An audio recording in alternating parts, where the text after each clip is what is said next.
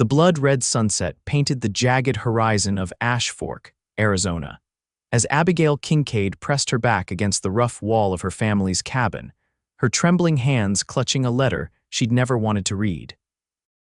Her father had sold her like cattle to end a feud that had been raging between the Kincaid and Hollister families for 3 generations.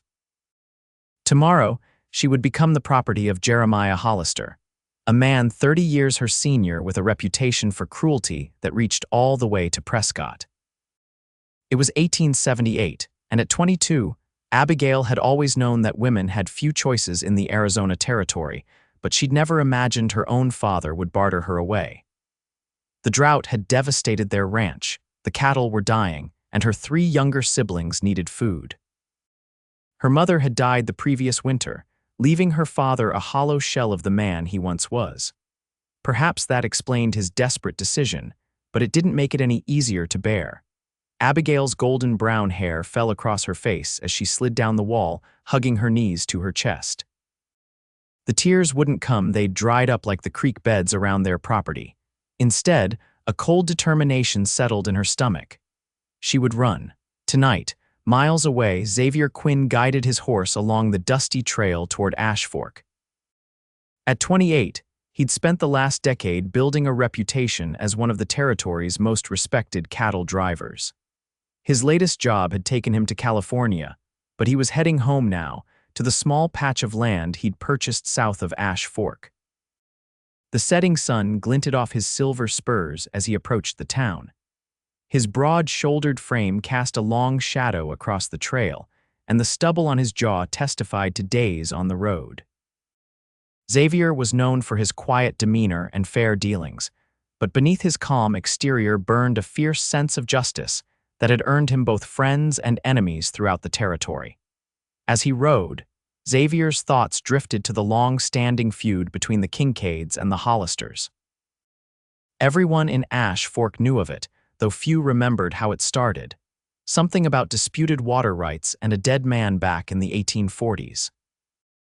Xavier's own father had warned him to stay clear of both families' troubles, but that had become increasingly difficult as the feud intensified in recent months. Xavier had heard rumors in the last town that things had come to a head. Sheriff Peters had mentioned something about a settlement between the families, but the details remained unclear. Whatever the arrangement, Xavier doubted it would bring real peace. The Hollisters weren't known for their forgiving nature. Abigail stuffed a small bundle of belongings into a sack-a-change of clothes, her mother's locket, the little money she'd saved from selling eggs. She'd wait until her father and siblings were asleep before slipping out.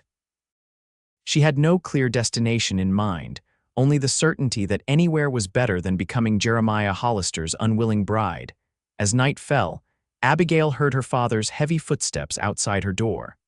For a moment she froze, certain he'd discovered her plan. Instead, he knocked softly. "Abby," he called, his voice rough with emotion. "I need to speak with you." She tucked her bundle under the bed before opening the door. Thomas Kincaid stood before her, shoulders slumped beneath his worn cotton shirt. At 45, he looked 20 years older, his face weathered by sun and sorrow. "Pa," she acknowledged, unable to meet his eyes. "I know you're angry," he said, stepping into the small room, "but you don't understand what's at stake." "I understand perfectly," Abigail replied, her voice steady despite her racing heart. "You're trading me to save yourself." Thomas flinched as if she'd struck him. "To save all of us, Abby. The Hollisters have threatened to burn us out if I don't pay what I owe. With the drought, there's no money." Jeremiah offered a solution. "A solution?" Abigail's voice rose. "You mean a woman to warm his bed? He's old enough to be my father. It's a marriage, Abby, legal and proper, and it ends this bloody feud once and for all. Think of your brothers and sister. Think of what will happen to them if the Hollisters come for us." Abigail turned away, unwilling to let him see the tears that threatened to fall. "So I'm the sacrifice." Thomas reached for her, but she stepped back. His hand fell to his side. "The arrangement is made. Jeremiah will be here tomorrow at noon. I suggest you prepare yourself." Without another word, he left, closing the door softly behind him. Abigail stood motionless, her escape plans suddenly complicated by her father's words. He was right about one thing: if she ran, the Hollisters would blame her family, and her siblings would pay the price. Emma was only 6, and the twins, James and John, barely 11. They wouldn't survive without the protection the arrangement provided. But neither could she submit to a life as Jeremiah Hollister's wife. Xavier Quinn reached Ash Fork as night settled over the town. The main street was quiet, with only the saloon showing signs of life. Light spilled from its windows, accompanied by the tinny sound of a piano and bursts of raucous laughter. Tired from his journey, Xavier considered continuing to his own property, but the thought of a hot meal and some information about local happenings drew him toward the saloon. He dismounted, tied his horse at the hitching post, and pushed through the swinging doors. The saloon was half full, mostly locals drinking away the day's troubles. Xavier nodded to a few familiar faces as he made his way to the bar. The bartender, a heavy-set man with a bushy mustache, looked up from polishing a glass. "Quinn," he acknowledged. "Heard you were up California way." "Just got back, Frank," Xavier replied, settling onto a stool. "What's new around here?" Frank set a whiskey in front of him without being asked. "Same old troubles. Droughts got everyone on edge, and that Kincaid Hollister mess is finally coming to a head." Xavier took a sip of his drink. "How so?" "Thomas Kincaid's giving his oldest girl to Jeremiah Hollister. Marriage to settle the feud, they're saying." Frank shook his head. "Poor girl. That Hollister's a mean one, especially when he drinks." Xavier's grip tightened on his glass. "Abigail Kincaid, she can't be more than 20? 22, I think. Pretty thing, too good for old Hollister, that's for sure, but Thomas is desperate. Owes money all over town, and the Hollisters have been threatening to run him off his land." A commotion at the back of the saloon interrupted their conversation. Jeremiah Hollister and 2 of his nephews had entered through the rear door, already well into their cups. Hollister, a tall man with a shock of white hair and cold eyes, was holding court at a corner table. "Tomorrow, boys," he announced loudly, "I'm getting me a young wife. Think it's about time the Kincaids paid for their troubles, and I'll be collecting interest on that debt every night." His crude laugh echoed through the room, joined by those of his companions. Xavier set his glass down, his jaw tight. Frank placed a warning hand on his arm. "Don't get involved, Quinn. That's a hornet's nest you don't want to kick." But Xavier was already turning on his stool, his eyes fixed on Hollister. He'd known Abigail Kincaid since she was a child, had watched her grow into a determined young woman who helped her father run their struggling ranch after her mother passed. The thought of her being handed over to a man like Hollister turned his stomach. "Quinn," Frank hissed as Xavier stood, "think about what you're doing." Xavier ignored him, moving through the crowd toward Hollister's table. The older man looked up, his bloodshot eyes narrowing as Xavier approached. "Well, if it isn't the righteous Xavier Quinn," Hollister drawled. "Come to congratulate me on my upcoming nuptials. Heard about your arrangement with Thomas Kincaid," Xavier said evenly. "Seems like an unusual way to settle a feud." Hollister leaned back in his chair. "Nothing unusual about it. The Kincaids owe me, and I'm taking payment in the form of that pretty daughter of his. It's a fair trade." "Fair." Xavier's voice remained calm, though his blood was boiling. "Forcing a young woman to marry against her doesn't sound fair to me." The saloon had grown quiet, patrons sensing the tension between the 2 men.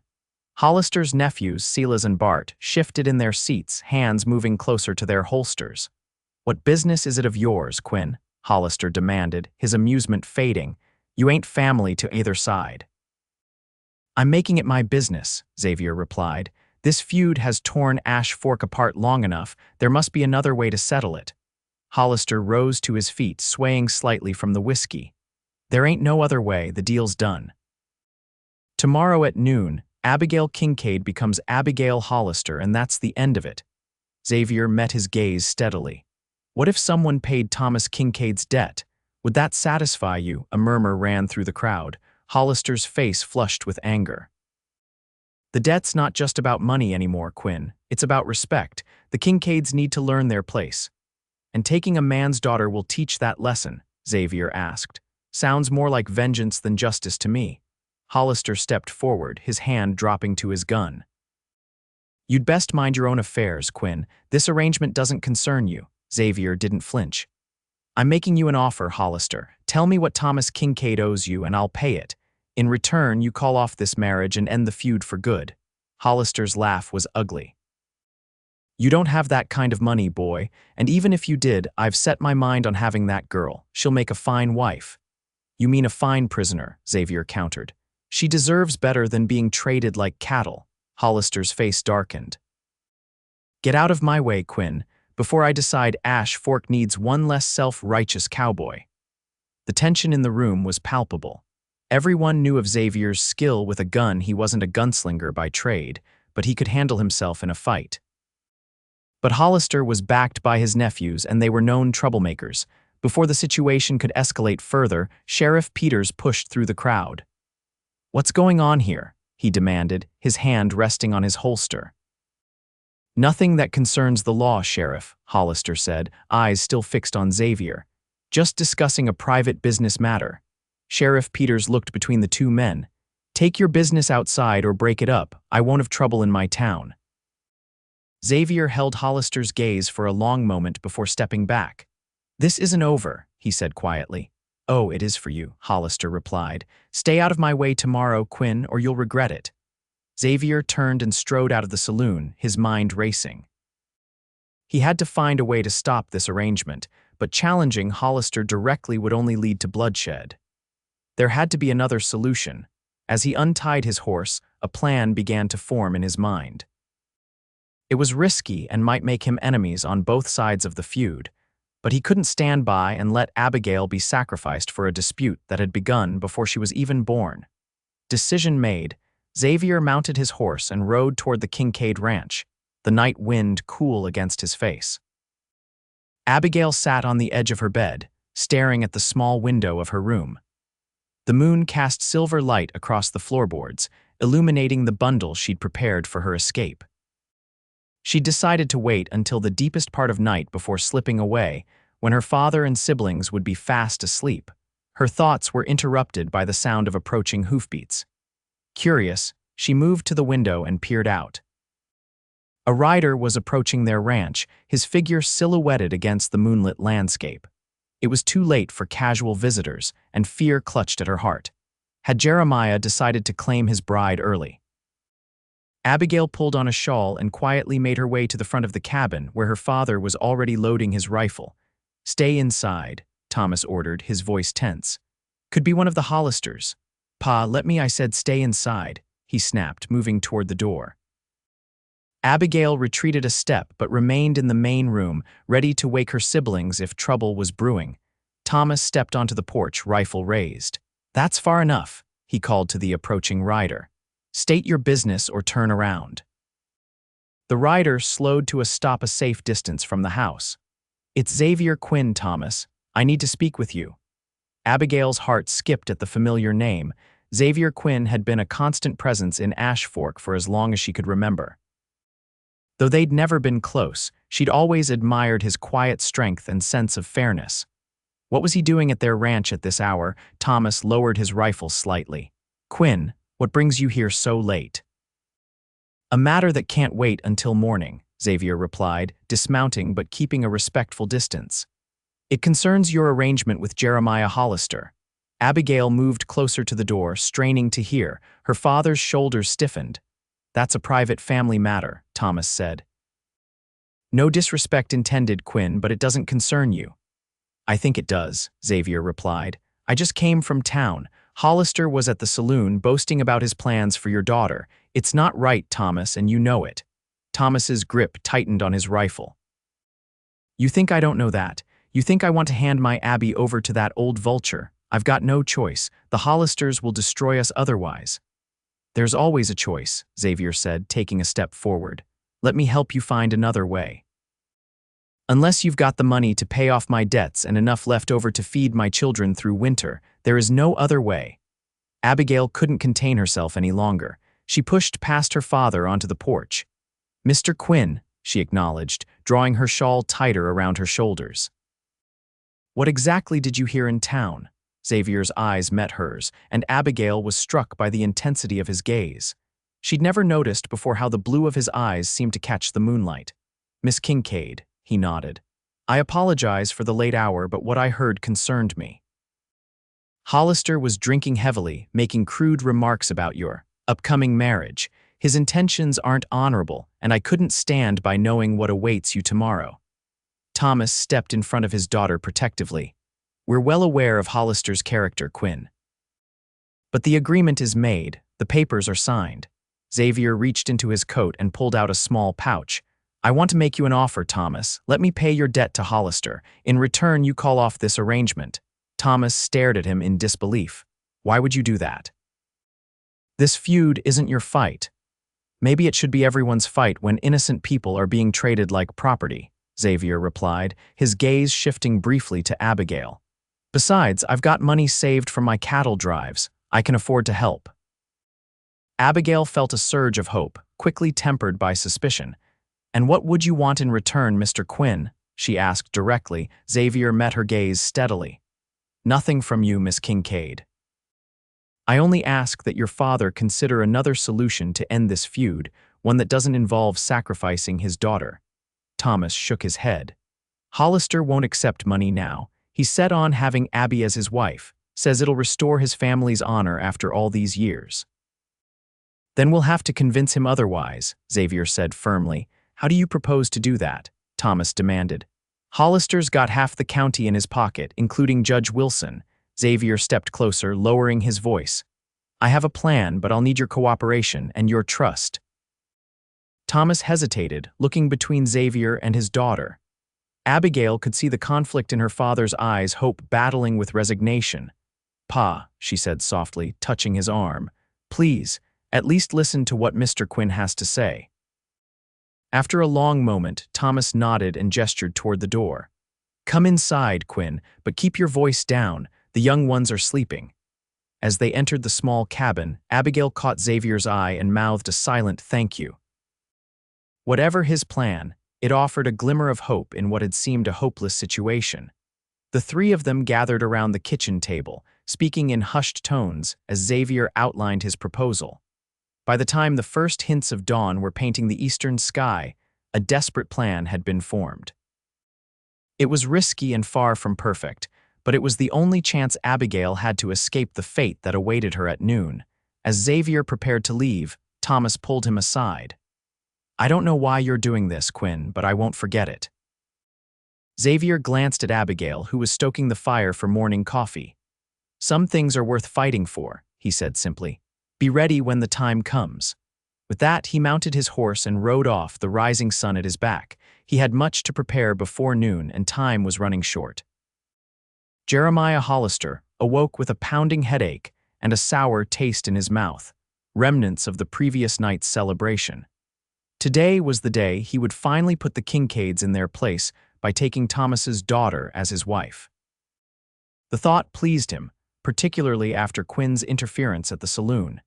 He dressed carefully in his finest clothes, a black suit that had seen better days but still commanded respect in a town like Ash Fork. As he strapped on his gun belt, his nephew Silas entered without knocking.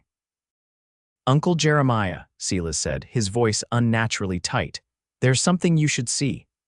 Hollister followed him outside to find a small gathering of men on his property. At their center stood Xavier Quinn, calm and composed despite being outnumbered. What's the meaning of this, Quinn? Hollister demanded, hand hovering near his holster. Xavier stepped forward, a folded document in his hand. I've come to settle the Kincaid debt, Hollister, legally and permanently. Hollister's eyes narrowed. I told you last night the arrangement's not about money anymore. I suspected you might say that, Xavier replied, unfolding the document.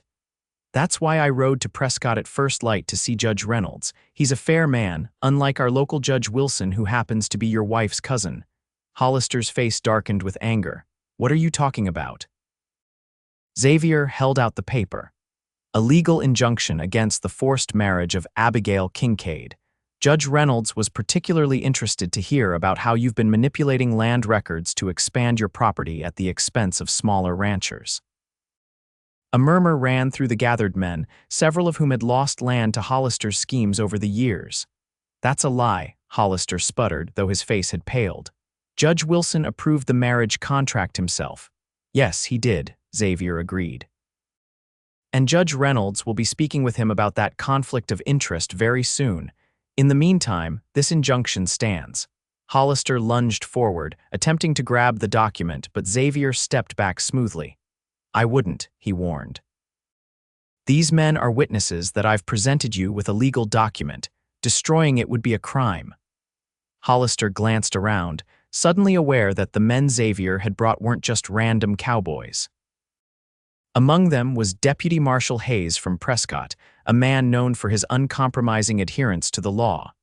"This isn't over, Quinn," Hollister growled. "The Kincaids still owe me, and I aim to collect one way or another." Xavier reached into his coat and withdrew another document. "I've also brought this," he said, holding it up. "A bank draft for the full amount of Thomas Kincaid's debt, plus interest. Take it and the matter is settled legally."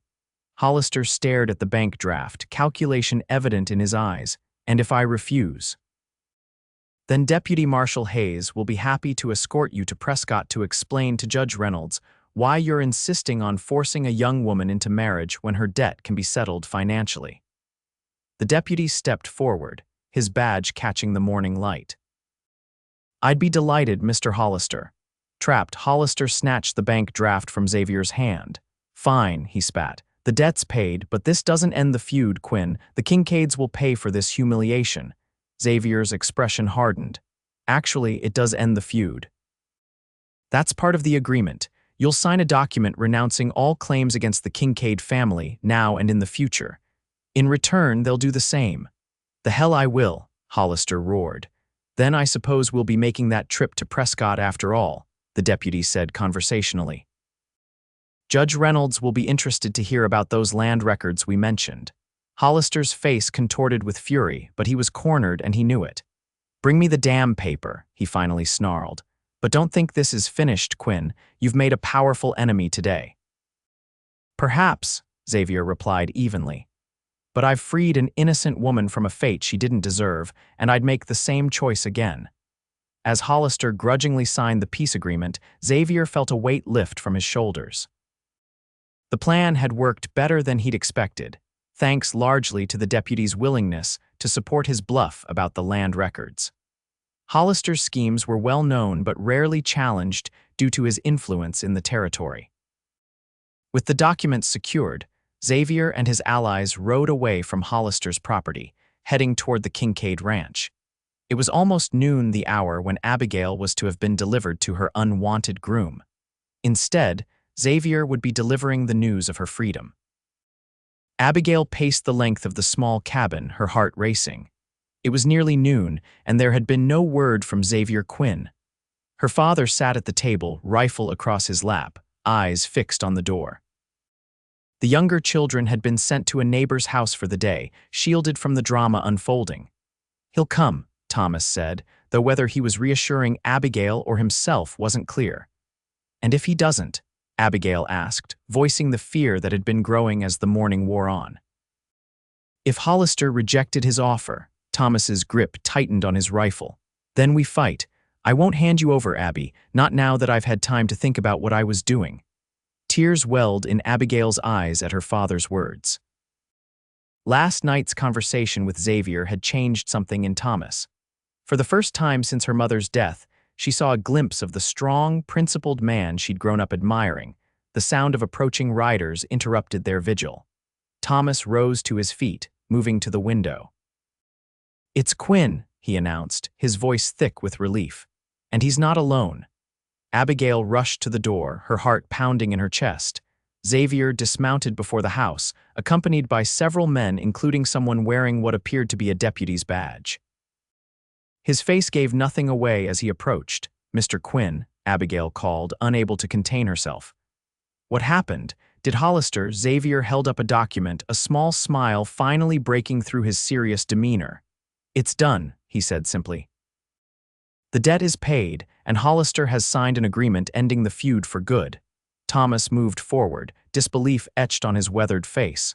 "How? Hollister's not a man to back down easily." Xavier handed him the peace agreement. "Let's just say the law can be persuasive when applied correctly. Deputy Marshal Hayes here was particularly convincing." The deputy tipped his hat to Abigail. "Miss Kincaid, seems you've had quite an ordeal. Glad we could help sort things out. Abigail felt her knees weaken with relief. I don't know how to thank you, she said, looking between the deputy and Xavier. Either of you. No thanks needed, miss, the deputy replied. Mr. Quinn did most of the work. I just stood there looking official. Thomas studied the document, his hands trembling slightly. This is legally binding. Hollister can't come after us again. Judge Reynolds himself will ensure it's enforced, Xavier confirmed. The feud is over, Thomas. As the full impact of Xavier's words sank in, Abigail felt tears streaming down her face. She was free. Her family was safe. The nightmare that had consumed her since receiving her father's news was over. Without thinking, she threw her arms around Xavier, embracing him tightly. Thank you, she whispered, her voice breaking. Thank you for saving me. Xavier stiffened momentarily, surprised by her display of emotion before gently returning the embrace. You're safe now, he said softly, his breath warm against her hair. That's what matters. As Abigail stepped back, suddenly aware of the impropriety of her actions, she noticed her father watching them with an unreadable expression. The deputy cleared his throat. Well, I should be heading back to Prescott. Mr. Quinn, you have my word that I'll personally deliver these documents to Judge Reynolds. Xavier nodded his thanks, and the men who had accompanied him began to disperse, their mission accomplished. Soon, only Xavier remained, standing awkwardly in the Kincaids' front yard. Thomas extended his hand. I owe you more than I can ever repay, Quinn. Xavier shook it firmly. You owe me nothing. It was the right thing to do. At least stay for a meal, Thomas insisted. Abby makes a fine stew, and it's the least we can offer. Xavier glanced at Abigail, a question in his eyes. She nodded, a warm smile lighting her face. Please stay, Mr. Quinn. I'd like to hear exactly how you managed to convince Jeremiah Hollister to sign away his claim. Xavier returned her smile, and Abigail felt a flutter in her chest that had nothing to do with relief. I'd be honored, Miss Kincaid. As they moved toward the house, Thomas placed a hand on Xavier's shoulder. You saved more than my daughter today, Quinn. You saved our future. I won't forget it. Xavier nodded, his eyes finding Abigail's once more. Neither will I, he said softly, and something in his gaze sent warmth spreading through her entire body. For the first time in months, Abigail allowed herself to hope for a future brighter than the one she had feared. And somehow, she sensed that Xavier Quinn might play a significant role in that future. The days following Hollister's defeat brought a strange new peace to the Kincaid household. Thomas seemed to stand taller, as if the resolution of the feud had lifted years from his shoulders. The younger children returned home, delighted to find their sister still with them instead of married off to the fearsome Hollister. Word spread quickly through Ashfork about Xavier Quinn's intervention. Some praised his courage, while others warned that crossing Hollister would have consequences. The man himself had retreated to his ranch, reportedly drinking heavily and making threats against both Quinn and the Kincaids, though he had taken no action yet. A week after the confrontation, Xavier rode out to the Kincaid ranch again. This time he came in daylight, his horse laden with supplies, flour, sugar, coffee, and other necessities that had become luxuries for the struggling family. Abigail was hanging laundry when he arrived. Her heart quickened at the sight of him, an increasingly familiar reaction that both confused and excited her. She'd thought of little else but Xavier Quinn since the day he'd freed her from Hollister's claim. Mr. Quinn, she called, wiping her hands on her apron. This is a pleasant surprise. Xavier dismounted, his movements fluid and confident. Miss Kincaid, he greeted, removing his hat. I brought some supplies. Thought your family might need them until the next harvest. Abigail approached, eyeing the provisions with a mixture of gratitude and pride. That's very kind, but we can't accept charity. You've already done so much for us. Xavier's lips curved into a smile that transformed his serious face. It's not charity, Miss Kincaid. Consider it an investment in your ranch's future. I've heard your father is a skilled cattleman when given a fair chance. He is, Abigail agreed, her defenses lowering slightly. Before the drought and the feud consumed everything, we had one of the finest small herds in the territory. Then help him rebuild, Xavier suggested, handing her a sack of flour. These supplies are just to tide you over until then." Their fingers brushed during the exchange, and Abigail felt a jolt of awareness at the contact. Xavier seemed to feel it too, his eyes darkening slightly as they met hers. The moment was interrupted by Thomas emerging from the barn. "Quinn," he called, striding toward them. "Good to see you, man. What brings you by?" Xavier explained about the supplies, and despite some initial resistance, Thomas eventually accepted the gesture with gruff thanks. As they unloaded the provisions, Thomas studied Xavier with thoughtful eyes. "You know," he said casually, "we're short-handed around here since the feud forced our hands to leave. Could use someone with cattle experience to help us get back on our feet." Xavier paused, a sack of beans in his arms. "Are you offering me a job, Thomas?" "More like a partnership," Thomas clarified. "I've got the land but not much else. You've got capital and experience. Seems to me we could help each other." Abigail held her breath, surprised by her father's offer and even more surprised by how desperately she hoped Xavier would accept. Xavier considered for a long moment.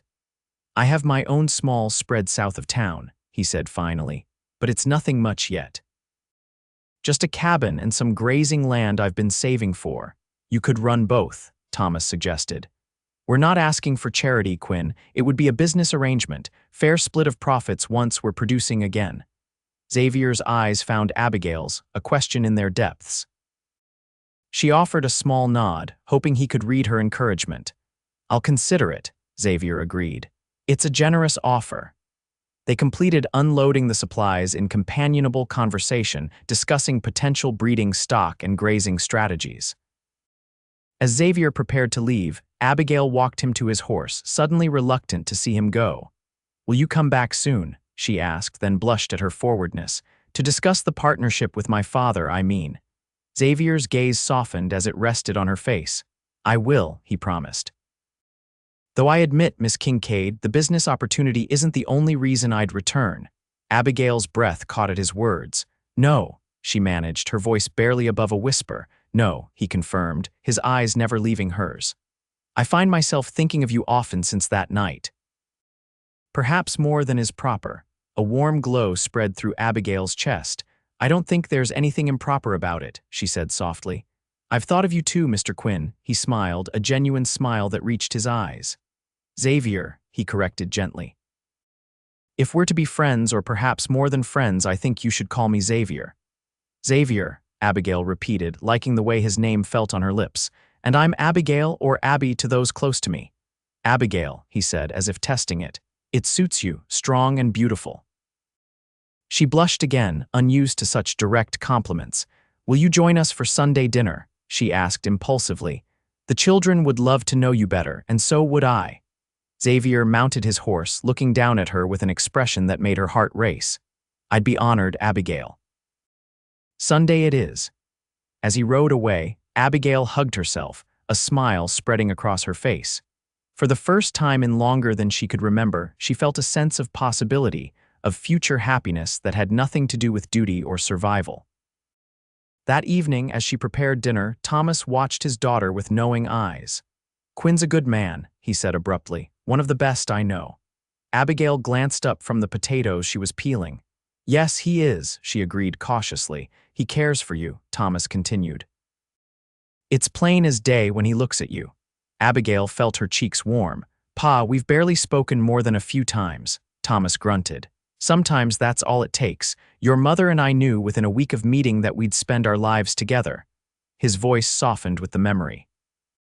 "Sarah would have liked him, I think. She always valued a man's character over his circumstances."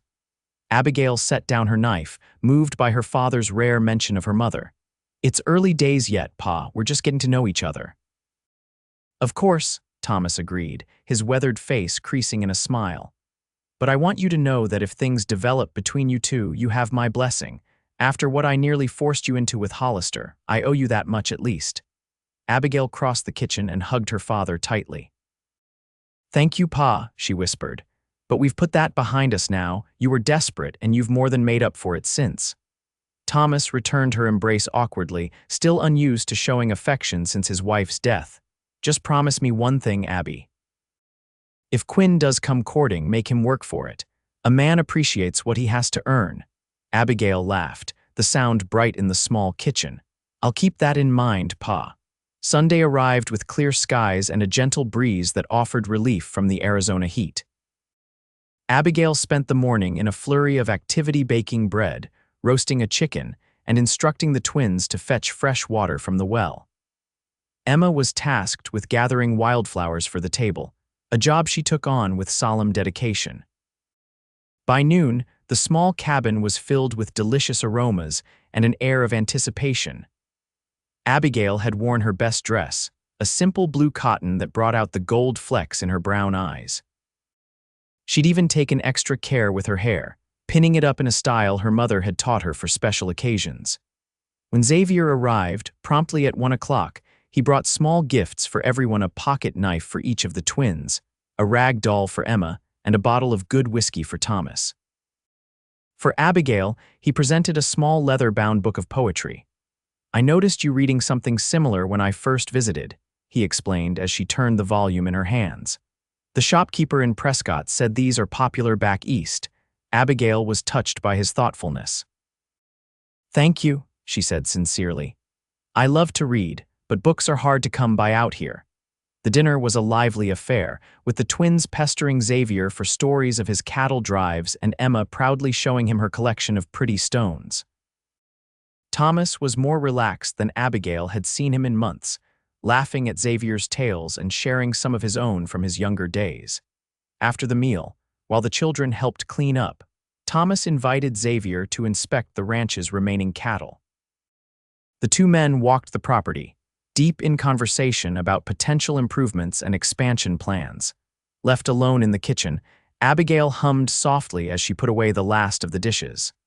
The day had gone better than she'd dared hope. Xavier fit so naturally with her family that it seemed as if he'd always been a part of their lives. When the men returned, Thomas announced that he was taking the children fishing at the creek, giving Abigail and Xavier a conspicuous opportunity for private conversation. As they departed, Emma waved enthusiastically at Xavier, clearly having adopted him as a new favorite. "Your family is wonderful," Xavier said as he and Abigail settled on the porch steps. "The children are a credit to you and your father." Abigail smiled, watching the retreating figures of her siblings. "They're resilient. It hasn't been easy since we lost Mother, but they've adapted." "And you?" Xavier asked gently. "How have you adapted?" Abigail considered his question. "I became what they needed me to be," she said finally. "Mother for the little ones, partner for Pa in running the ranch. There wasn't much time to think about what I wanted for myself." Xavier nodded, understanding in his eyes. "And what do you want for yourself, Abigail, now that you have the chance to choose?" It was a profound question, one she hadn't allowed herself to consider since taking on her family responsibilities. "I want," she began, then paused, gathering her thoughts. "I want a life that matters. I want to help rebuild our ranch, to see my siblings grow into good people. And someday, I hope to have a family of my own with a man who sees me as a partner, not a possession." Xavier's gaze never left her face as she spoke. "Those are worthy ambitions," he said softly, "and entirely achievable. What about you?" Abigail asked, curious about the man who had so dramatically entered their lives. "What do you want from your future?" Xavier leaned back, eyes scanning the landscape. "For years, all I wanted was my own land, a place that belonged to me where I could build something lasting.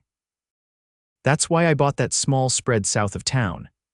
And now," Abigail prompted when he fell silent, his eyes returned to hers, warm and intent. "Now I find myself wanting more than just land. I want connection, purpose beyond myself, perhaps even a family to share it with." The air between them seemed to thicken with unspoken possibility. Abigail was acutely aware of his proximity, of the way the afternoon sun caught the angles of his face, highlighting the strength there. "Your father and I have been discussing a partnership," Xavier continued, shifting slightly closer. "I'm inclined to accept his offer." Abigail's heart quickened. "That would mean you'd be around the ranch quite often." "It would," Xavier agreed, a smile playing at the corners of his mouth. "Would that be agreeable to you, Abigail?" "Very agreeable," she admitted, her own smile breaking through. "I find I enjoy your company, Xavier." He reached for her hand then, his fingers warm as they closed around hers. "I enjoy yours as well. more than I can properly express." It was a cautious beginning, this tentative acknowledgement of mutual attraction. But as they sat together on the porch, hands entwined and conversation flowing easily between them, both felt the foundation of something profound taking shape. When Thomas returned with the children, he found Xavier and Abigail still on the porch, talking as if they'd known each other all their lives. He watched them for a moment, noting the way his daughter's face lit up when she laughed at something Xavier said. It was a lightness he hadn't seen in her since before her mother's passing. "Looks like we've caught ourselves a fine batch of trout for tomorrow's breakfast," Thomas announced as they approached. Xavier stood to admire the children's catch, complimenting the twins on their fishing skills and listening with exaggerated interest as Emma described a frog she'd nearly caught. His easy manner with the children only strengthened Abigail's growing feelings. As the sun began to set, Xavier reluctantly prepared to leave. "I should head back before dark," he said, though his eyes lingered on Abigail. "Will you come again soon?" Emma asked, tugging at his coat sleeve. "You didn't finish telling me about the horses you saw in California." Xavier knelt to her level. "I promise I will, Miss Emma, and next time perhaps I'll bring you a seashell I collected on the coast." Emma's eyes widened with delight. "A real seashell, all the way from the ocean." "A real one," Xavier confirmed, gently tapping her nose. "As pretty as you are." Thomas cleared his throat. "Children, let's get those fish cleaned for tomorrow. Quinn, a word before you go." As the children hurried to the back of the house with their catch, Thomas led Xavier a short distance from the porch. Abigail watched curiously as the two men spoke, her father's expression serious but not unfriendly. When Xavier returned to say goodbye, there was a new certainty in his manner. "Your father has formally invited me to partner in rebuilding the ranch," he told Abigail. "I've accepted." Abigail couldn't contain her smile. "That's wonderful news. When will you start?" "Tomorrow," Xavier replied. "We'll ride into town together to draw up the necessary papers, and—" He hesitated, glancing back at Thomas, who was deliberately busying himself with the saddle on Xavier's horse. "And—" Abigail prompted. Xavier took both her hands in his. "And I've asked your father's permission to court you properly, Abigail Kincaid. He's given his blessing." Abigail's breath caught in her throat. Even though she'd sensed their relationship was heading in this direction, hearing him state his intentions so clearly sent a thrill through her entire body. "And do I have any say in this arrangement?" she asked, a teasing lilt to her voice despite the rapid beating of her heart. Xavier's expression softened. "You have every say. Nothing happens without your consent, Abigail. I hope you know that." The seriousness of his words touched her deeply, especially given how close she'd come to a forced marriage. "I do know that," she assured him. "And my answer is yes, Xavier Quinn. I would be honored to be courted by you." The smile that broke across his face was like sunrise after a long night. "Then I'll see you tomorrow," he said, bringing her hands to his lips for a brief, proper kiss. "Sleep well, Abigail." That night, as Abigail prepared for bed, a sense of contentment settled over her. The nightmare of Hollister and the feud seemed increasingly distant, replaced by the promise of new beginnings. Xavier Quinn had entered their lives like an unexpected blessing, and she found herself eager to discover where this path might lead. The weeks that followed brought significant changes to the Kincaid Ranch. With Xavier's investment and expertise, they purchased new breeding stock, repaired fences, and hired 2 reliable hands to help with the daily work. Thomas seemed rejuvenated by the partnership, his confidence returning as the ranch began to show signs of recovery. Xavier divided his time between the Kincaid property and his own smaller spread, often riding between the two several times a week. He became a regular presence at their dinner table, and the children grew so accustomed to his company that they complained when business kept him away. His courtship of Abigail progressed with respectful restraint. They rarely had time alone, but Xavier made the most of their moments together, bringing her books from his own small collection, teaching her to shoot his rifle for protection, and engaging her in conversations that ranged from practical ranch matters to philosophical discussions about books they'd both read. Summer faded into fall, bringing cooler temperatures and the promise of winter rains that the parched land desperately needed. With the changing seasons came new challenges for the growing herd, but also new opportunities for Xavier and Abigail to deepen their connection. One crisp October afternoon, Xavier arrived at the ranch with news. "The cattle drive to Prescott is set for next week," he announced over dinner. "The buyer has confirmed he'll take our entire market-ready herd." Thomas nodded with satisfaction. "That's the best price we've been offered in years." "This partnership is paying off already. Will you be gone long?" Abigail asked Xavier, trying to keep disappointment from her voice. She had grown accustomed to seeing him almost daily and dreaded the thought of his absence.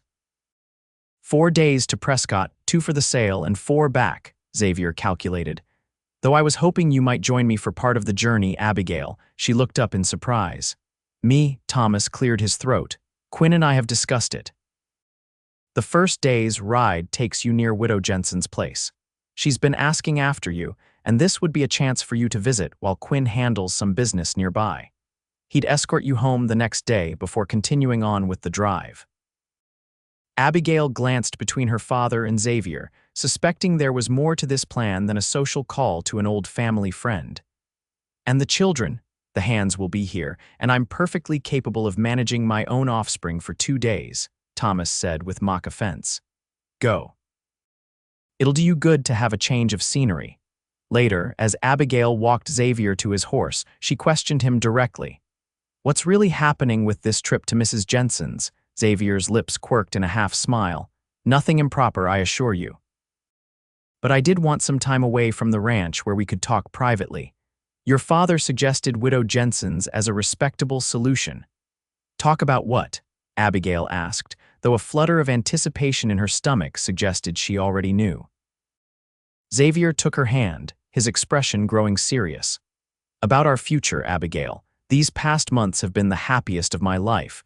Being with you, watching you with your family, building something together, it's everything I never knew I wanted."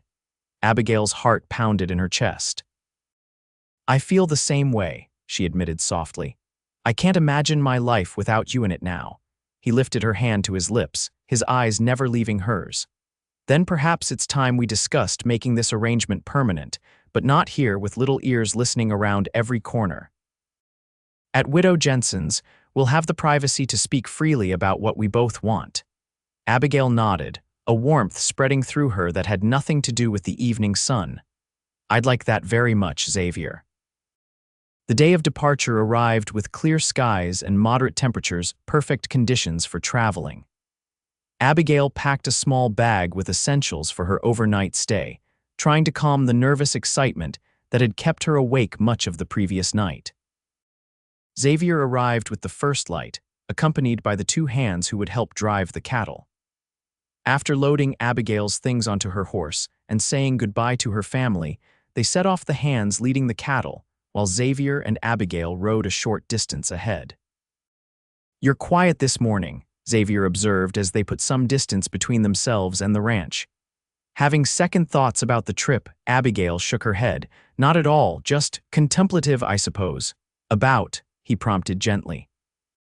She glanced at him, admiring the way the morning light softened his strong features. "About how much has changed in such a short time. A few months ago, I was preparing to be sold to Jeremiah Hollister to settle a debt. Now the feud is over, the ranch is thriving, and I'm riding beside a man who treats me as an equal rather than a possession." Xavier's expression darkened at the mention of Hollister. "Have you heard from him since that day?" "No," Abigail replied, "though I've seen him in town once or twice."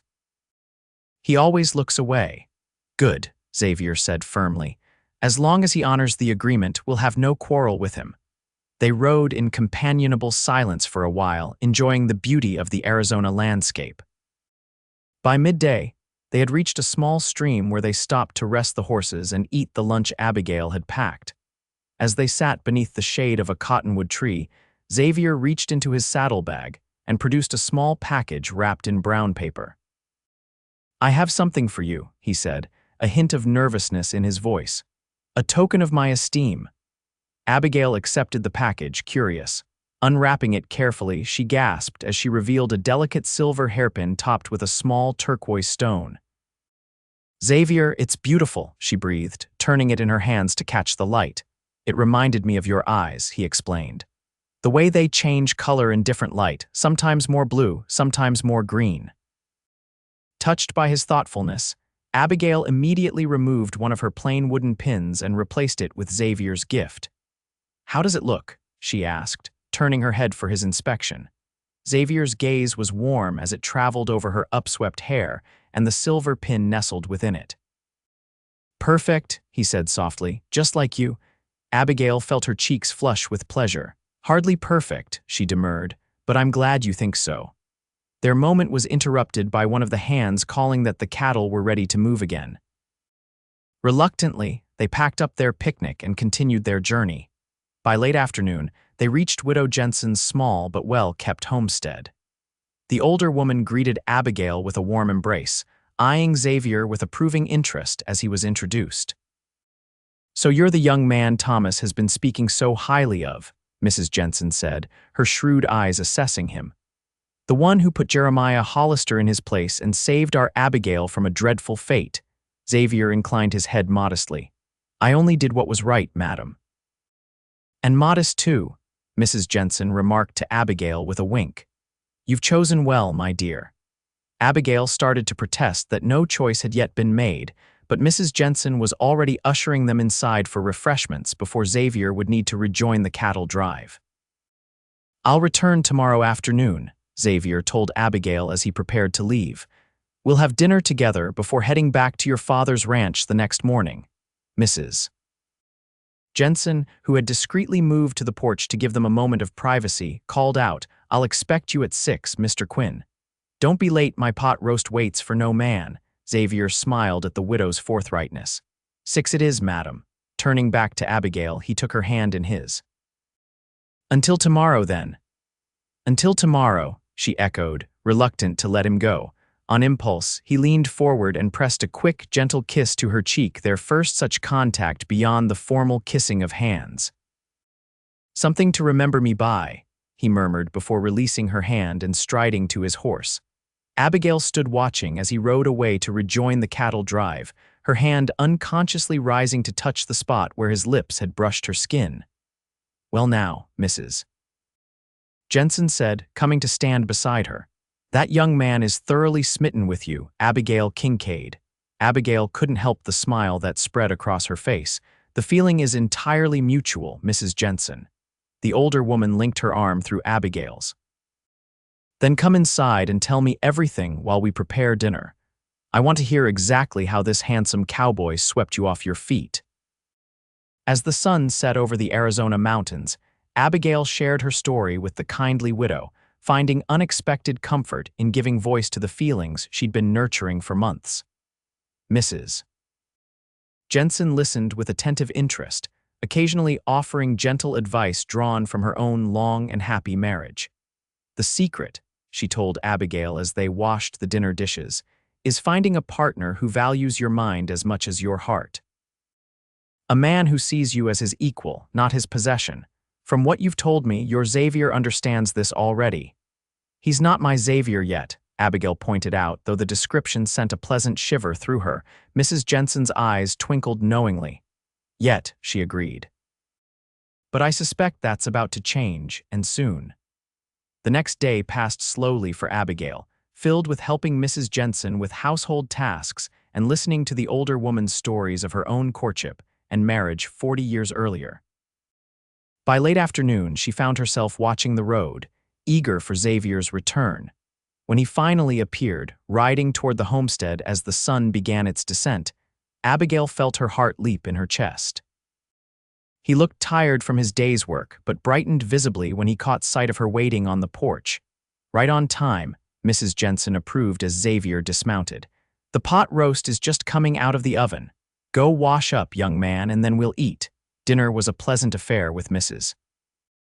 Jensen regaling them with tales of the early days of Arizona territory when she and her late husband had first settled the land.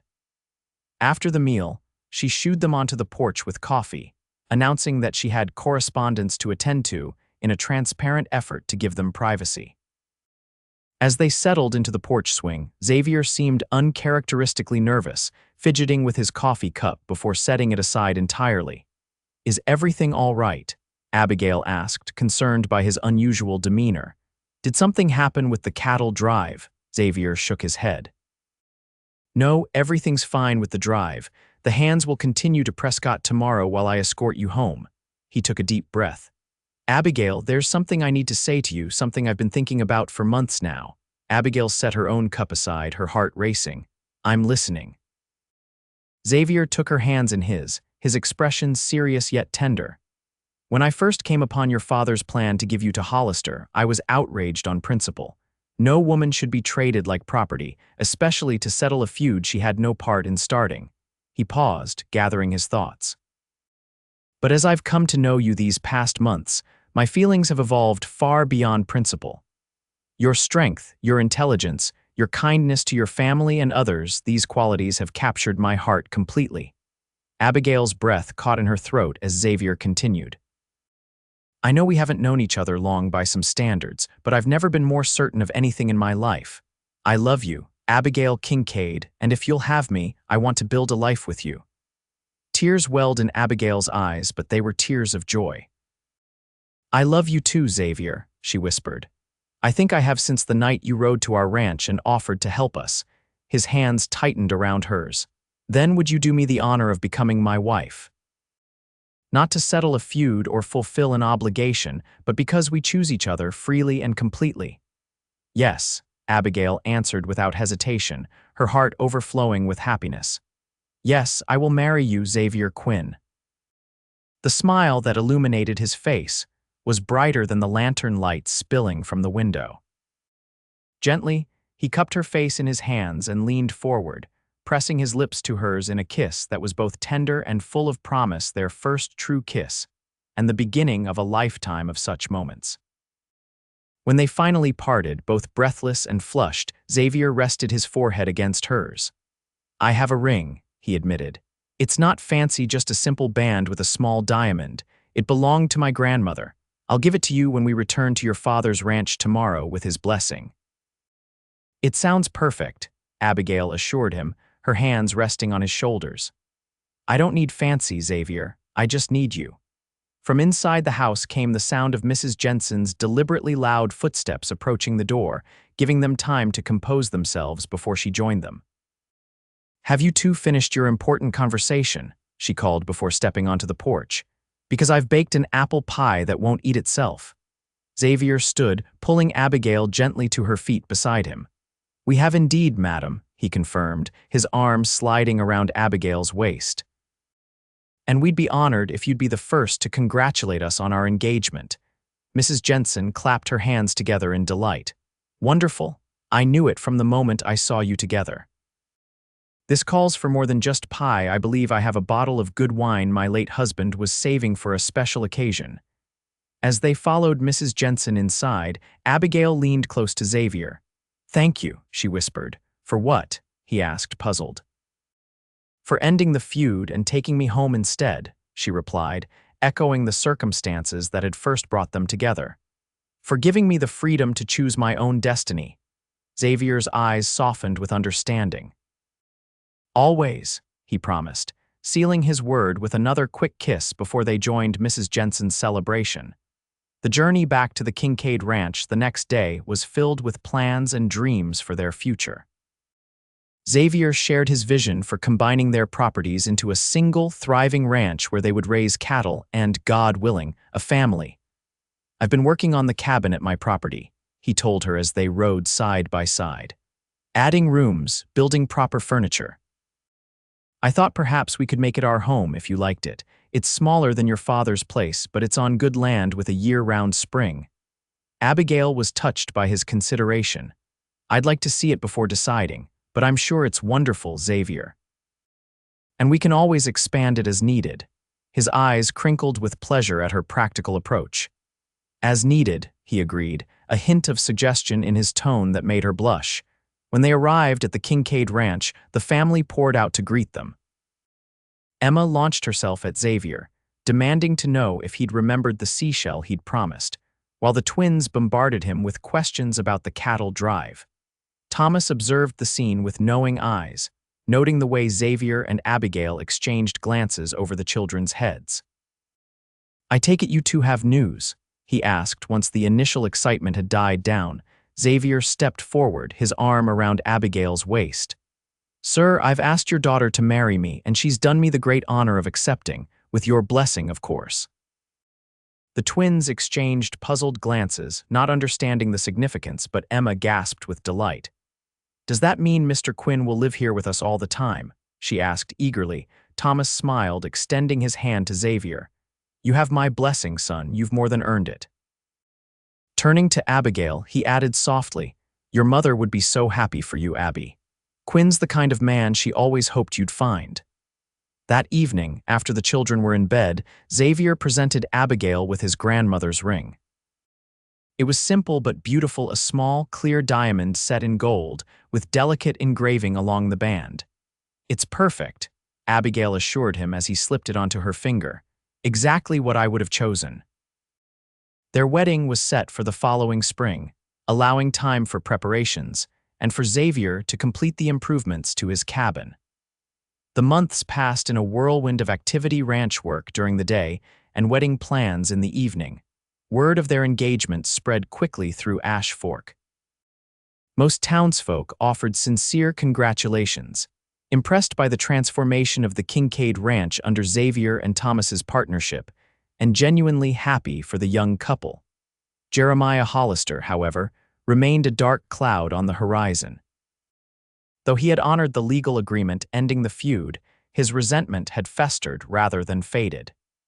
He was rarely seen in town anymore, spending most of his time drinking at his ranch with his increasingly troublesome nephews. 2 weeks before the wedding, Xavier rode into Ash Fork to collect the final supplies for the cabin.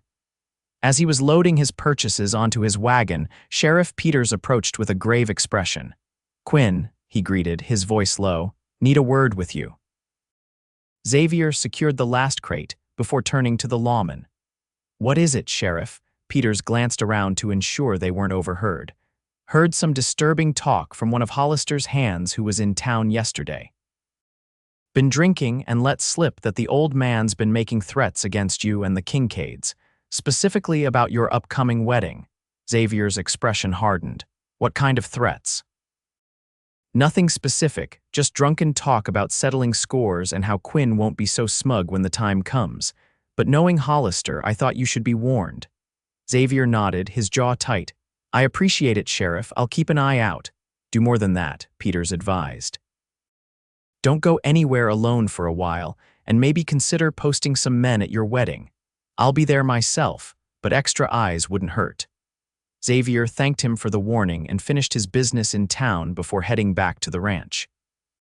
He debated whether to share the sheriff's concerns with Abigail and eventually decided that honesty was essential to their partnership.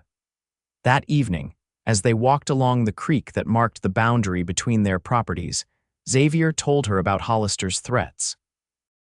Abigail listened without interruption, her expression grave but not fearful. "Do you think he'd actually do something?" she asked when Xavier had finished. "Or is it just bitter talk from a man who lost face?" Xavier sighed, tucking her hand into the crook of his arm. "I don't know. Hollister's always been all talk before, but he's had months to stew over what happened. And he's been drinking heavily, according to reports. That makes a man unpredictable." Abigail considered this.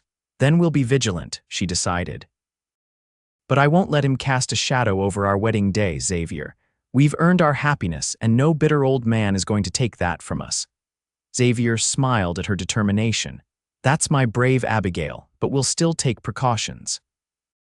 I've already spoken to some friends about keeping watch during the ceremony and celebration." The day before the wedding dawned clear and warm, a perfect early spring day. Final preparations were underway at the Kincaid Ranch, where the ceremony would take place before the couple departed for their new home on Xavier's property. Abigail was in her room, making final adjustments to her wedding dress, her mother's gown, carefully altered to fit her taller frame when a commotion outside drew her attention. Moving to the window, she saw Xavier's wagon arriving, laden with his belongings for their new home. She watched as he jumped down from the driver's seat, immediately surrounded by the twins offering to help unload. Her heart swelled with love for this man who had so completely changed her life and the fortunes of her family. That evening, following tradition, Xavier would stay in town with friends while Abigail remained at the ranch for her last night as a Kincaid. As he prepared to leave, they stole a few moments alone by the barn. "This time tomorrow you'll be my wife," Xavier said, his hands resting lightly on her waist. "Mrs. Abigail Quinn, and you'll be my husband," Abigail replied, savoring the word. "I can hardly believe it's finally happening." Xavier's expression grew serious. "Are you certain about this, Abigail?" "About me? There's still time to change your mind if you have any doubts." Abigail reached up to touch his face, her fingers tracing the strong line of his jaw. "The only thing I'm certain of in this world is you, Xavier Quinn. You gave me back my freedom and then won my heart fair and square. I've never been more sure of anything in my life." Relief and joy flooded his features. "I'll be counting the hours until I see you tomorrow," he promised, leaning down to kiss her a kiss that began gently but quickly deepened with the promise of all that awaited them after their vows were spoken. When they finally parted, both breathless, Xavier rested his forehead against hers. "I should go before your father comes looking for me with his shotgun," he joked. Abigail laughed, reluctantly stepping back. "Until tomorrow, then." "Until tomorrow, my love," he echoed, mounting his horse and riding toward town, turning once to wave before disappearing around the bend. Abigail watched until he was out of sight, a sense of contentment settling over her. Tomorrow would begin their new life together, a life built on mutual respect and love rather than obligation or necessity. It was more than she had ever dared hope for when her father had first announced her fate all those months ago. That night, as she prepared for bed, Emma slipped into her room clutching her rag doll, the one Xavier had given her on his first visit to their home. "Abby," she said solemnly, climbing onto the bed beside her sister, "when you marry Mr. Xavier tomorrow, will you still be my sister?" Abigail pulled the child into her arms. "Of course I will, sweetheart. I'll always be your sister no matter what." "But you'll live at Mr. Xavier's house," Emma pointed out, her small brow furrowed with worry. "Yes, but we'll visit often. And when you're a bit older, you can come stay with us sometimes. Would you like that?" Emma nodded enthusiastically. "Mr. Xavier said he's going to teach me to ride a real horse, not just the pony." "Did he now?" Abigail smiled, touched by Xavier's thoughtfulness with her siblings. "Well, Mr. Xavier is a very good teacher, so I'm sure you'll learn quickly." After answering more of Emma's questions and assuring her that no, Xavier wouldn't mind if she visited every day if she wanted to, Abigail tucked the child back into her own bed. Returning to her room, she found her father standing in the doorway, a wistful expression on his face. "Pa," she acknowledged, gesturing for him to enter. "Is everything all right?" Thomas moved into the room, his hands fidgeting with his hat. "Just wanted to check on you, Abby. Big day tomorrow." Abigail sat on the edge of her bed, patting the space beside her. "The biggest," she agreed as he joined her. "Are you okay with it all, Pa, with me leaving?" Thomas sighed, his weathered hands clasping hers. "It's the way of things, isn't it? Daughters grow up, fall in love, start families of their own. Your mother and I always knew this day would come." "I wish she could be here," Abigail said softly, the familiar pang of loss momentarily dimming her happiness. "She is, in her way," Thomas assured her, his voice gruff with emotion. "She'd be so proud of you, Abby, and she'd approve of Quinn.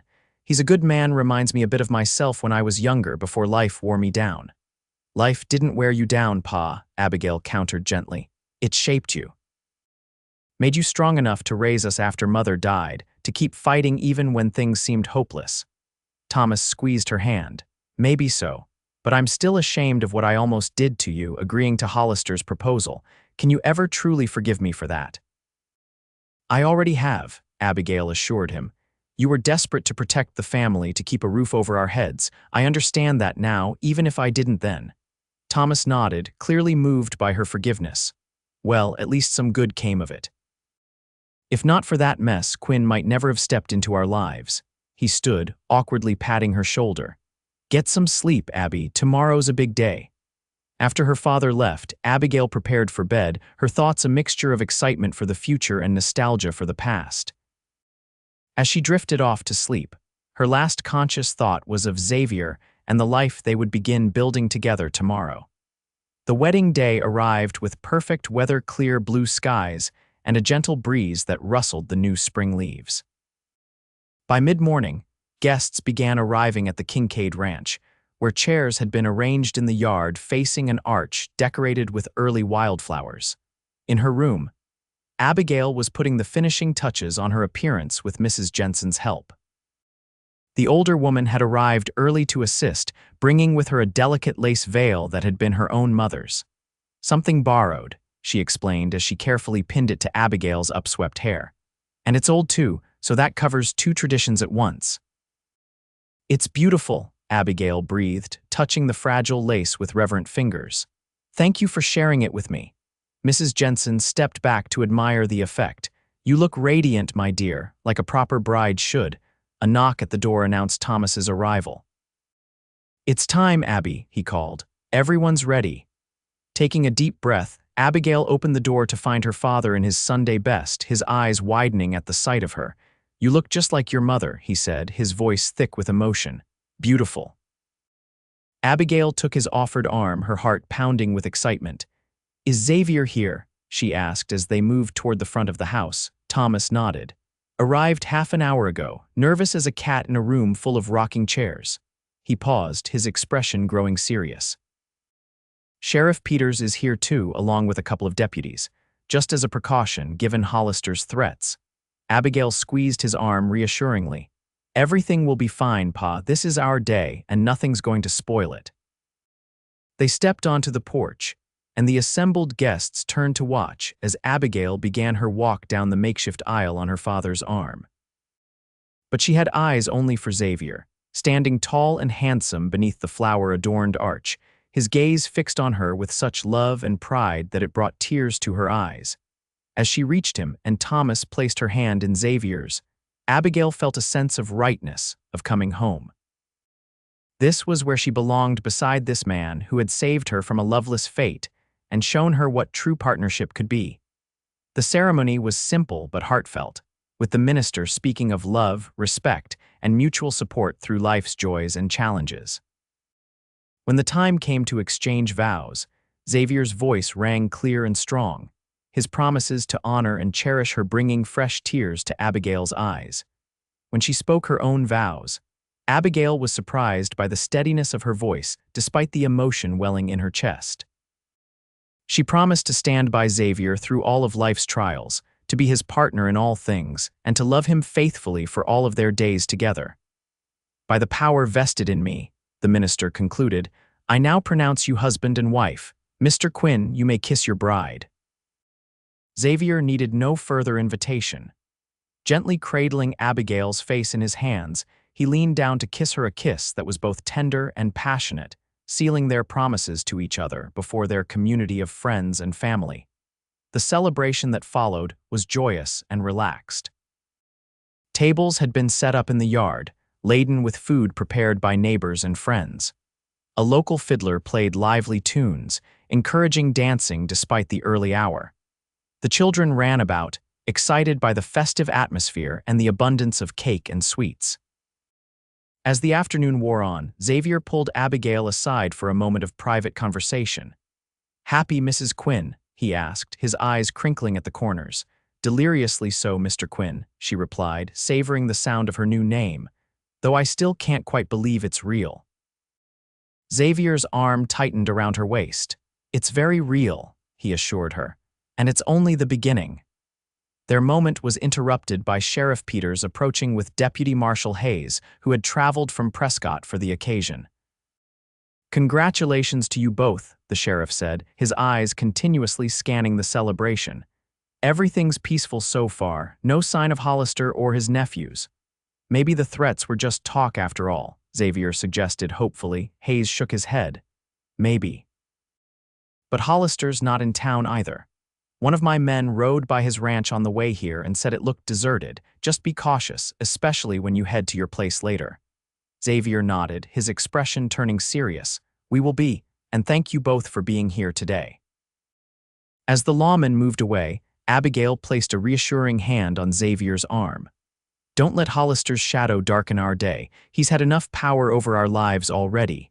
Xavier's expression softened as he looked down at her. "You're right, as usual. This is our day, and nothing's going to spoil it." True to his word, Xavier put aside his concerns and focused on celebrating with their guests. He danced with Abigail, with Emma, and even with Mrs. Jensen, who declared him light on his feet for such a tall man. As evening approached, it was time for the newlyweds to depart for their home.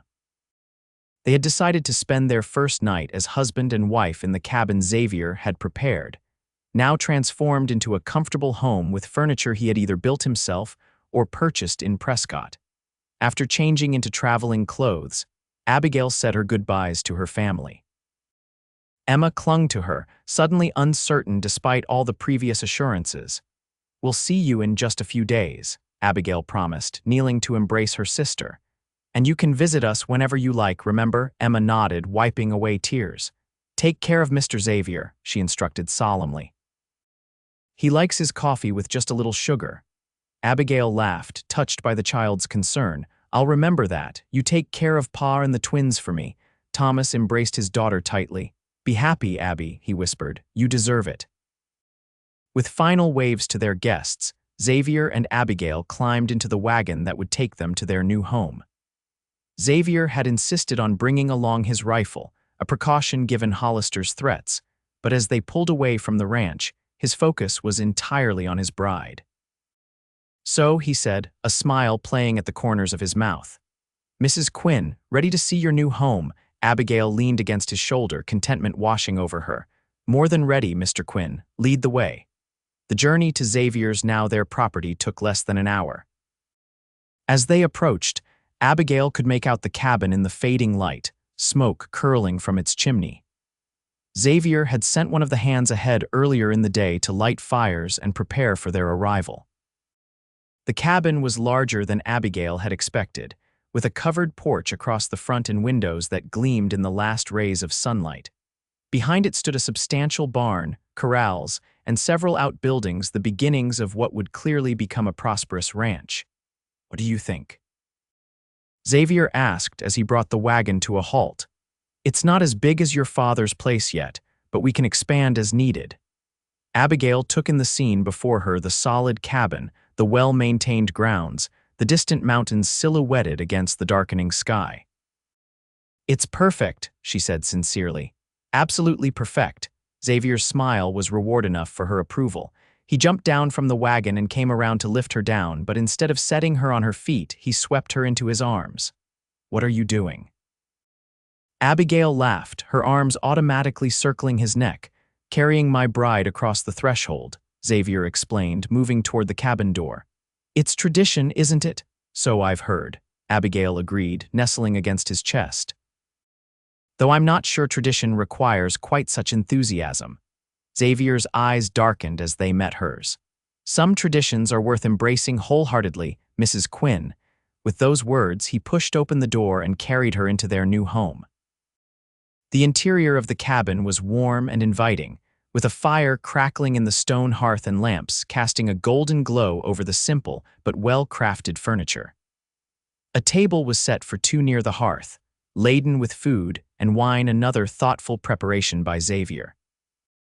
"Welcome home," he said softly as he set Abigail on her feet, his arms remaining around her waist. Abigail looked around, taking in the comfortable living area, the curtained windows, the doorways leading to what she assumed were bedrooms and perhaps a kitchen. "You've done all this for us?" she asked, touched by the evident care he'd taken. "For you," Xavier corrected. "I wanted it to be ready, to be a real home from the moment you arrived." Abigail turned in his arms, her hands sliding up to rest on his shoulders. "It's wonderful, Xavier. But it's not the house that makes it a home, it's the people in it." Xavier's expression softened with emotion. "I love you, Abigail Quinn, and I love you," she replied, standing on tiptoe to brush her lips against his. "Now and always." What began as a gentle kiss quickly deepened, as months of restrained passion finally found release. Xavier's arms tightened around her, drawing her closer as Abigail's fingers tangled in his hair, their bodies pressing together with a newfound urgency. When they finally parted, both breathless, Xavier rested his forehead against hers. "Perhaps dinner can wait," he suggested, his voice husky with desire. Abigail smiled, her own breathing uneven. "I think it can," she agreed. "We have more important matters to attend to first." With that, Xavier swept her into his arms once more, carrying her toward the bedroom where they would begin their life together as husband and wife. As the years passed, the Quinn Ranch prospered beyond even Xavier's optimistic projections. The partnership with Thomas Kincaid expanded to include additional grazing land and a growing herd that made them one of the most successful cattle operations in the territory. Their first child, a son they named James Thomas Quinn, arrived almost exactly a year after their wedding. He was followed 2 years later by a daughter, Sarah Elizabeth, named for Abigail's mother. Both children inherited Xavier's quiet strength and Abigail's determined spirit, creating a household that was rarely peaceful but always filled with love and laughter. Jeremiah Hollister never made good on his threats. Shortly after Xavier and Abigail's wedding, he sold his ranch and moved east, reportedly to St. Louis, where he had family. His departure brought a final end to the feud that had once threatened to destroy Abigail's future. Thomas Kincaid remained on his own ranch, though he was a frequent visitor to Xavier and Abigail's home. As the twins grew older, they took on more responsibility for the Kincaid property, showing promise as ranchers in their own right. Emma divided her time between both households, especially after Sarah's birth, appointing herself the baby's special protector and companion. On their 5th wedding anniversary, Xavier surprised Abigail with a trip to San Francisco, a city she had longed to visit since reading about it in books. They spent 2 glorious weeks exploring the bustling metropolis, attending the theater, and walking along the coast where Xavier had gathered the seashells he'd given to Emma years before. Upon their return, life settled back into its familiar rhythm: cattle to tend, children to raise, a community to nurture. But neither Xavier nor Abigail ever took their happiness for granted, remembering all too well how close they had come to very different fates. On a warm summer evening 10 years after their wedding, they sat together on the porch of their much-expanded home, watching their children play in the yard with their cousins. Thomas had brought the twins and Emma over for dinner, a weekly tradition that kept the extended family close. "Happy?"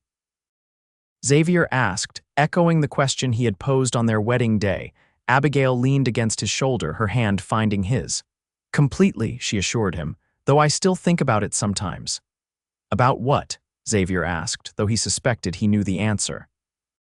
"About what might have happened if you hadn't come to our ranch that night, if you hadn't challenged Hollister and offered another solution." Xavier's arm tightened around her. "I try not to think about that," he admitted. "The idea of you being forced to marry that man still makes my blood boil, even after all these years." Abigail tilted her face up to his. "That's precisely why I think about it. It reminds me never to take this," she gestured to their home, their children, the life they'd built together, for granted. "Every day with you is a gift, Xavier Quinn, one I might never have received if not for your courage and principles."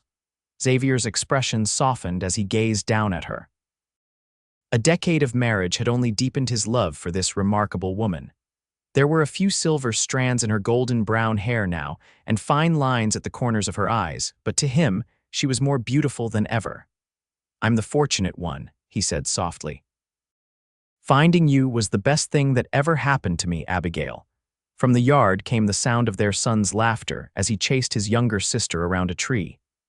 James was 9 now, tall for his age, and showing signs of becoming as skilled with horses as his father. 7-year-old Sarah was equally talented but more mischievous, constantly testing boundaries and asking questions that left her parents both challenged and amused. "They're growing so fast," Abigail observed, a hint of wistfulness in her voice. "Soon they'll be old enough to start their own adventures." "Not too soon, I hope," Xavier replied. "I'm not ready to be the old man on the porch just yet." Abigail laughed, the sound as bright and joyous as it had been when they first fell in love. Hardly an old man at 38, my love. Though I have noticed a few gray hairs recently. Xavier captured her teasing hand and brought it to his lips. As long as you don't mind them, I don't either. I love every one of them, she assured him. They're marks of our journey together. From the yard, James called for his father to come and settle a dispute about the rules of the game they were playing. Xavier rose, pressing a quick kiss to Abigail's forehead before joining the children. Watching him with their son and daughter, Abigail felt the familiar surge of gratitude that had become part of her daily life. The path that had led them here had begun in fear and uncertainty, with her family willing to sacrifice her future for their survival. But Xavier Quinn had changed everything, offering another way forward that had led not only to freedom, but to a love deeper and more fulfilling than she had ever imagined possible. As the Arizona sunset painted the sky in shades of gold and crimson, Abigail Quinn offered a silent prayer of thanks for the man who had ended a feud and taken her home to a life built on love, respect, and the unshakable bond between two people who had chosen each other, freely and completely. And in that choice, they had found everything.